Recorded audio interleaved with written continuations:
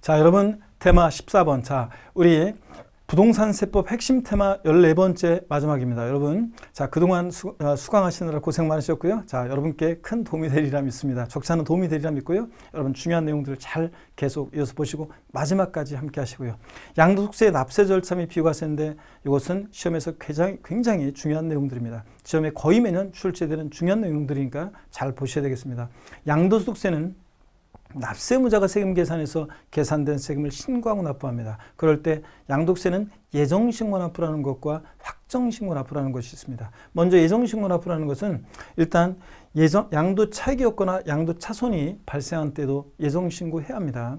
양도 차익 0, 자, 마이너스 그런 경우도 신고해야 합니다.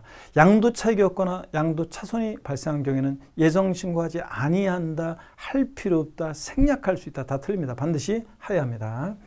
자, 예정신고 납부의 경우에도 분할 납부할 수 있고요. 자, 이런 것들 읽어봅니다. 자, 3번 같은 것은 그냥 참고적으로 보시면 되고요. 그 다음에 신고기한, 양도세 예정신고는 언제까지 해야 되느냐? 양도일로부터 2개월이 아니에요. 양도일이 속하는 달의 말일로부터 2개월입니다. 자, 그러면 본인 생일날 부동산 양도한 것으로 하셔가지고 한번 해보세요. 본인 생일날이요. 제 생일이요? 1월 25일. 자, 부동산 양도했습니다. 양도일이 속하는 달의 말일로부터 달의 말일로부터, 그러니까 분기의 말일이 아니에요. 달의 말일로부터 2개월이니까 언제요? 3월 31일을 예정신고 기한으로 합니다. 이런 것들 여러분들 양도에 속하는 달의 말일로부터 2개월이지 양도일로부터 2개월, 양도일이 속하는 분기의 말일로부터 2개월 다 틀립니다. 달의 말일로부터 2개월입니다. 정확히 알고 계셔야 되고요. 자, 그 다음에 토지거래 허가구역 내 거래입니다. 허가일 전에 대금이 청산됐다 그러면 그 허가일이 속하는 달의 말일로부터 2개월입니다. 자, 토지거래 허가구역 내 거래인데 허가일 전에 대금이 청산됐다 그러면 자, 허가일이 속하는 달의 말일로부터 2개월이에요. 원래는 대금 청산일, 양도일이 속하는 달의 말일로부터 2개월인데 이러지 않고 양도소득세는 대금 청산일이 원칙적으로 양도일이거든요. 잔금의 전부를 주고받은 날. 이 대금 청산일이 아니라 이런 때는 허가 전에 대금 청산됐다 계약이 유효하게 된 허가일이 속하는 달의 말일로부터 2개월입니다. 자, 이거 꼭 주의하고요. 허가구역에 해제 있었으면 해제일이 속하는 달의 말일로부터 2개월입니다. 자, 그 다음에 우리 신고기한을 봅니다. 주식, 계속 이어서 예정신고기한을 보면 주식은 양도일이 속하는 반기의 말일로부터 2개월입니다. 그래서 분기가 아니고 반기요. 상반기, 하반기, 반기의 말일로부터 2개월입니다. 만약에 3월 달에 주식을 팔았다. 상반기 말일, 6월 30일이죠. 그때부터 2개월이니까 8월 31일이 예정신고 기한이 됩니다. 자, 그 다음에 하반기 7월 달에 팔았다. 자, 그러면 하반기 말일 12월 31일 그때부터 2개월이니까 다음 연도 2월 말이 되겠습니다. 이렇게요. 그 다음에 부담부 증여라고 그래서 여러분들이 양도세를 이제 제대로 이제 공부하시다 보면 부담부 증여라는 걸 배우는데 부담 있는 증여라는 거예요. 자, 전세 끼고 대출금 끼고 집을 증여하는 겁니다. 자, 뭐 토지를 증여하는 겁니다. 그래서 부담 있는 증여했을 때 이 부담부 증여 시 양도세 예정신고 기한은 양도일이 속하는 달의 말일로부터 3개월입니다. 다른 것들은 다 2개월인데 얘만 양도일이 속하는 달의 말일로부터 3개월입니다. 그래서 시험에 또 최근에 또 나왔습니다. 예정신고 기한, 부담부 증여의 경우 양도세 예정신고 기한은 양도일이 속하는 달의 말일로부터 3개월이라는 걸 꼭 여러분이 기억합니다. 2개월 아니라는 거. 양도세를 이렇게 예정신고 기한 내에 예정신고 납부를 해야 되는데 그걸 불성실하면 양도일이 속하는 말일부터 2개월 하루만 딱 지나도 신고 납부하는 세금이니까 신고불성실 가산세 40, 20, 10% 깔고요. 그 다음에 하루하루 지날 때마다 1일 0.05%로 납부지원가산세 적용됩니다. 자진해서 예정신고 납부를 했다 할지라도 세액공제 혜택은 없습니다. 당연히 해야 할 일을 했을 뿐입니다. 자, 소방관이 불 나는데 불 껐어요. 경찰관이 도둑을 잡았어요. 용감한 시민상 안 줍니다. 당연히 해야 할 일을 했을 뿐이니까요. 세액공제 혜택 없습니다. 안 하면 가산세인 거고요. 양도세 확정신고 납부입니다. 양도소 과세표준 금액이었거나 결손 금액이 있는 때도 확정신고를 반드시 해야 합니다. 역시 뭐 과세표준 금액이었거나 결손 금액이 있는 때는 확정신고하지 아니한다, 할 필요 없다, 다 틀려요. 반드시 해야 합니다. 확정신고 기한은 양도일이 속하는 과세기한의 다음 연도 5월 1일부터 5월 31일까지입니다. 뭐 6월 1일부터 6월 30일 이렇게 바꾸기도 하는데 다음 연도 5월 1일부터 5월 31일까지입니다. 확정신고 납부를 이행하더라도 역시 이것도 당연히 해야 할 일을 했을 뿐이니까 세액공제 혜택 없습니다. 자, 안 하면 가산세고요. 확정신고 생략 이것도 시험에 나오는데요. 예정신고 이행한 경우에는 확정 신고하지 않을 수 있습니다. 자, 보세요. 갑이라는 양도자가 1월 1일부터 12월 31일까지 기간 동안에 이때 부동산을 양도했습니다. 건물을. 양도소득이 3천만 원 발생했고 이것에 대해서 예정신고를 했습니다. 그랬는데 다음 연도 5월 1일부터 5월 31일까지 다음 연도에 자, 확정신고를 뭐하러 또 해요? 예정신고한 자는 확정신고하지 않을 수 있습니다. 당연하죠? 세금산 달라지기 때문에. 근데 해당 과세기간에 누진세율 중대상 자산에 대한 예정신고를 2회 이상 한 자가 이미 신고한 양도소득금액과 합산해서 신고하지 않았을 때는 예정신고 한 경우에도 확정신고를 해야 하는 경우도 있습니다. 자, 요번에 또 어떤 건물을 또 팔았는데 양도소득이 5천만 원 발생했습니다. 자, 누진세율 적용 대상, 과표 커지면 세율이 높아지는 이렇게 누진세율 대상일 때는 두 번째 예정신고할 때 합산해서 예정신고를 했어야 돼요. 자, 8천으로 해서 양도세 예정신고 했어야 되는데 그러지 않고 요것에 대해서만 예정신고를 했어요. 그럴 때는 반드시 그 다음 연도에 합산해가지고 세금을 계산해서 확정신고 해야 하는 경우도 있다 그런 얘기입니다. 이해되십니까 여러분? 자, 그래서 이것도 꼭 알아둡니다. 원칙은 예정신고 한 자는 확정신고하지 않을 수 있지만 이런 경우는 예정신고 했지만 확정신고 해야 하는 경우도 있다. 여러 번 양도할 때 그렇습니다. 확정신고 납부 불이행하면 가산세 예정신고 납부와 거의 같습니다. 읽어보시면 되겠고요. 자, 그 다음에 여러분들 예정신고 기한 내 무신고 과소신고한 후 확정신고 기간까지 신고하거나 수정신고를 하면 해당 무신고 과소신고 가산세 50%를 깎아줍니다. 여러분, 자 보세요. 예정신고를 1월 1일부터 12월 30일 예정신고를 이때 예정신고를 자, 불성실하잖아요. 예정신고를 불성실하면 가산세가 적용됩니다. 다음 연도 5월 달에 확정신고를 하든 안 하든 상관없이 예정신고 불성실하면 가산세 적용됩니다. 다만 예정신고를 불성실했는데 다음 연도에 확정신고를 이행하게 되면 예정신고 불성실에 대한 가산세를 50%를 감면받을 수 있습니다. 50% 감면받아요. 그러니까 여러분들이 부동산을 팔면 무조건 양도일이 속하는 달에 말일로부터 2개월 내에 예정신고 납부를 해야 돼요. 안 했어요? 그럼 다음 연도 5월 달에라도 확정신고를 해야지만 그래도 예정신고 불성실에 대한 가산세 50%를 깎아주니까 그나마 그래도 세금을 줄일 수 있다 그런 얘기입니다. 자, 계속 이어서 보겠습니다. 자, 요거는 뭐 우리 아까 나왔던 겁니다. 자, 건물을 신축 또는 증축하고 나서 5년 내 건물 양도하는데 취득가액을 감정가액이나 환산취득가액으로 하면 악용의 소지가 있으니까 해당 건물 감정가액 또는 환산취득가액에 5% 가산세 적용한다는 그 얘기입니다. 아까 봤던 얘기입니다. 자, 양도세, 부가세, 납부할 세액의 부가세는 없어요. 지방소득세는 독립세이기 때문에 부가세였다가 지금 독립세로 바뀌었기 때문에 양도소득세액의 10%로 지방소득세 부과된다 그러면 틀려요. 감면 받은 세액이 있을 때만 농특세가 예외적으로 부과됩니다. 자, 분할납부를 봅니다. 자, 분할납부를 세목별로 쭉 비교해보면 양도소득세만 납부할 세액 1천만 원 초과할 때 분할납부할 수 있습니다. 양도세는 뭐 1,000만 원 넘게 내는 거 없습니까?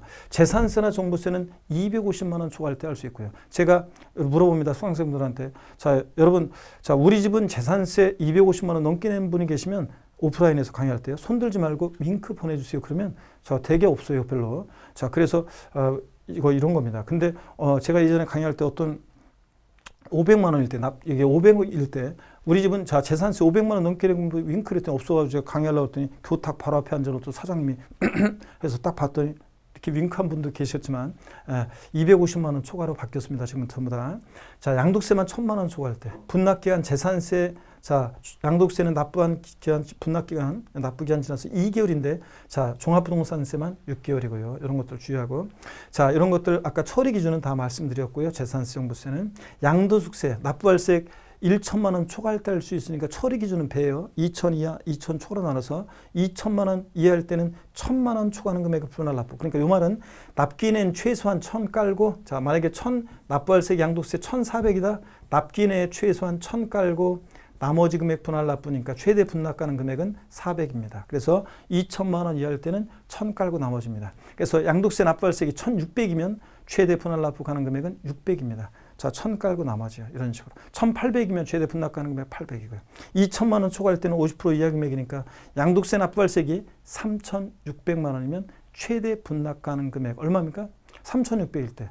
절반이니까 얼마예요? 1,800만 원. 이렇게 절반까지 분할납부 가능합니다. 이렇게 해서 꼭 분할납부 세목별 비교, 분할납부 가능 금액까지 정확히 여러분이 숙지를 하셔야 되는 중요한 내용들이었습니다. 자, 그 다음에 물납 양도세는 허용되지 않고요. 이런 건 여러분이 화면을 보면서 한번 읽어보시면 됩니다. 양도세 납세지는 주소지에 관할 세무서입니다. 국세니까 읽어보시고요. 자, 국외에 소지하는 자산을 양도했을 때 양도세 시험에 잘 나온 것이 국외자산 양도는 그 거주자의 개념이 달라요. 국외자산 양도는 거주자가 양도했을 때만 과세하는데 국내자산 양도는 국내 주소에 있거나 183일 이상 거소득 개인을 거주자라고 하는데 국외자산 양도 시에는 그냥 거주 안 되고 양도를 이제 계속해서 5년 이상 주소 거소득 거주자만이 납세무자가 됩니다. 3년으로 바꿔서 시험에 몇 번 나왔었습니다. 자, 그래서 봅니다. 거주자, 비거주자로 나눠서 납세무의 범위를 달리할 때 국내 소재 자산을 양도했을 때는 비거주자도 납세무가 있습니다. 마돈나가 우리나라에 있는 부동산 팔았어요? 양도세 과세합니다. 우리나라에서. 근데 국외 소지하는 자산을 양도했을 때 비거주자, 마돈나가 캘리포니아주에 있는 부동산 팔았어요? 우리하고 뭔 관계가 있어요? 거주자에 되는데 그냥 거주 안 됩니다. 5년 이상 주소 거수준 거주자만이 납세무가 있지 5년 미만 주소 거수준자는 국외 자산에 대해서는 국외 자산에 대한 양도세는 납세무가 없다는 거 꼭 알아둡니다. 여러분. 납세무 범위 중요합니다. 자, 그래서 국내산 양도와 비슷합니다. 자, 다만 부동산 등과 이런 것들, 주식과 파생 상품이 국외산 양도에서는 삭제가 되고, 자, 이런 것들이 국외 소재 자산에 대한 양도세 대상이 됩니다. 다만 부동산 임차권은 등기여부와 관계없이 대상이 됩니다. 왜냐? 국외산의 경우에는 우리가 등기와 관련한 것을 적용하지 않습니다. 기준시가에 관한 내용은 국외산 양도시는 적용 없습니다. 우리나라가 전 세계 부동산, 남극, 북극, 아프리카, 아시아, 오세아니아, 남미, 북미, 중미 전 세계 부동산 어떻게 등기부를 관리해요. 그러니까 등기와 관계없이 국외산 부동산 임차권 대상이다. 국내산 양도시는 반드시 등기된 것만 부동산 임차권 대상인데 미등기 부동산 임차권은 대상 아니잖아요. 국내산 양도시는. 국외산은 등기와 무관하게 대상이 됩니다. 자, 양도세가 비과세되는 소득들이 있습니다. 파산 선고에 의한 처분으로 발생한 소득 비과세합니다. 일정한 농지 교환 또는 분합으로 인한 소득 비과세합니다. 자, 또 지적 재소에 관한 특별법 중에 따라 경계 확정으로 지적공상 면적이 감소돼서 지급받은 조정금은 요거 비과세합니다. 면적이 감소돼서 지급받은 조정금 비과세요. 꼭 알아둡니다. 자, 경계를 다시 이제 측량하면서 종전보다 면적이 줄어들었습니다. 그러면 측량을 다시 하면서 이렇게 줄어든 거라 지적 재소에 관한 특별법에 따라서 그래서 줄어든 감소한 사람한테 조정금을 지급하는데 줄어든 사람한테 국가가 막 측량을 다시 한 다음에 막 뺏어갈 수는 없잖아요. 자, 그래서 디지털화하는 작업, 지적도라는 게 우리나라 옛날 일제시대 때 만들어진 거다 보니까 이걸 측량을 다시 하고 막 이렇게 하면서 조정하면서 면적 감소돼서 지급받은 조정금은 비과세합니다. 주는 주체가 공적기관이기 때문에. 자, 그 다음에 1세대 1주택과 그 부토지 양도이란 소득을 비과세합니다. 자, 그래서 비과세 소득 여러분 꼭 기억합니다. 지금까지 나온 거 파산 선고에 의한 처분으로 발생한 소득 비과세, 일정한 농지 교환 또는 분합으로 발생한 소득 비과세, 또 지적 재소에 관한 특별법 규정에 따라 경계 확정으로 면적이 감소돼서 지급받은 조정금 비과세, 1세대 1주택과 부토지 양도이란 소득 비과세입니다. 고가주택은 비과세 배제됩니다. 1세대가 양도인제 국내 1주택을 2년 이상 보유해야 됩니다. 예외가 있지만요. 미등기 한유예되고 비과세되는 부토지 1세대 1주택 비과세는 주택뿐만 아니라 일정 면적까지 주택 부토지 양도이라는 소득을 비과세합니다. 그럴 때 주택 부토지 도시형 내는 5배, 도시형 밖은 10배까지 양도이라는 소득을 비과세합니다. 자, 이렇게 해서 여러분들 고가주택과 고가의 조합원 입주권, 고가주택이라는 것은 실거래가액 9억 원을 초과하는 주택입니다. 실제 양도한 가액이 실제 판 가격이 9억 원을 초과하는 주택이고 그러면 고가주택이고 비과세권을 충족해도 고가주택은 비과세를 배제합니다. 자, 그리고 비과세권을 갖춘 고가주택은 보세요. 1세대 주택인데 비과세권을 갖고 쳤다 그러면 이게 9억 원을 기준으로 9억까지는 비과세인데 9억 초과액은 고가주택은 과세입니다. 비과세 배제되고 근데 비과세권을 갖춘 1세대 1주택 비과세권 갖춘 주택일 때는 9억까지는 비과세 되잖아요. 고가주택이 아니라. 그래서 양도소득세를 계산할 때 이렇게 안분 계산합니다. 일반적인 양도차익, 양도가액에서 필요비를 뺀 양도차익에다가 양도가액분의 양도가액 마이너스 9억 원 이렇게 안분 계산합니다. 9억을 왜 빼주냐면 9억까지는 비과세이기 때문에. 그래서 비과세권 갖춘 고가주택 양도차익 계산식을 꼭 잘 알아 외워두셔야 돼요. 일반적인 양도차익, 양도가액에서 필요금비를 뺀 양도차익, 여기다가 양도가액분의 양도가액 마이너스 9억 원 이렇게 안분한다는 걸 꼭 기억합니다, 여러분들. 그래서 사례를 통해서 시간이 되면 쭉 보겠지만 시간이 조금 그래서 요 정도 여러분들이 꼭 아시면 되겠습니다. 자, 그래서 장기 보유특별 공제액도 계산도 고가주택과 실거래가액 9억 원을 초과하는 고가의 조합원 입주권 안분 계산합니다. 자, 그래서 고가의 조합원 입주권도 실거래가액 9억 원을 초과하는 고가주택과 동일한 방식으로 이렇게 양도소득세 계산할 때 안분 계산한다는 거 여러분 한번 보시면 되겠습니다. 자, 마지막입니다. 여러분 제 테마, 핵심 테마 우리 14번째까지 자 수강하시느라 고생 많으셨는데 요걸 들으셨다면 여러분이 행운이 있으리라 믿습니다. 자, 폭풍이라는 제가 좋아하는 정호성 시인의 시입니다. 폭풍이 지나가기를 기다리는 일은 옳지 않다.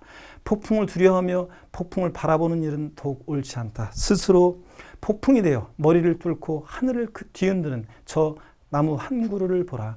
스스로 폭풍이 되어 폭풍 속을 나는 저 한 마리 새를 보라. 사시나무 잎 사이로 폭풍이 휘몰아치는 밤이 깊어 갈지라도 폭풍이 지나가기를 기다리는 일은 옳지 않다. 여러분, 폭풍이 지나간 들녘에 핀 한 송이 꽃이 되기를 기다리는 일은 더욱 옳지 않다 그랬습니다. 여러분, 폭풍이 인생에 폭풍이 오시더라도 잘 견뎌내시고 여러분 소망하는 일 꼭 이루시기를 제가 항상 응원하겠습니다. 여러분 고맙습니다.